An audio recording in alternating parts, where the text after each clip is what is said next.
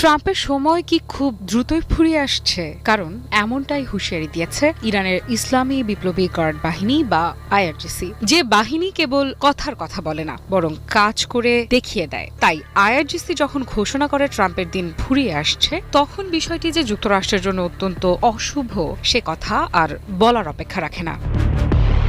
আইআরজিসির গোয়েন্দা শাখা এক বিবৃতিতে দাবি করেছে, বর্তমান বিশ্ব পরিস্থিতিতে যুক্তরাষ্ট্রের সিদ্ধান্ত নেওয়ার সুযোগ অনেকটাই সংকুচিত হয়ে গেছে। তাদের ভাষায় ওয়াশিংটন এখন এমন এক অবস্থায় দাঁড়িয়ে আছে যেখানে প্রতিটা সিদ্ধান্তই ঝুঁকিপূর্ণ।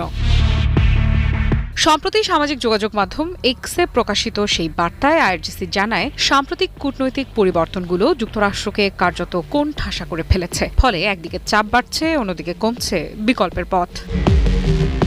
এই পরিস্থিতির পেছনে তারা কয়েকটি বড় কারণও তুলে ধরেছে। এর মধ্যে সবচেয়ে গুরুত্বপূর্ণ ইরানের দেয়া 1 মাসের আল্টিমেটাম। তেহরান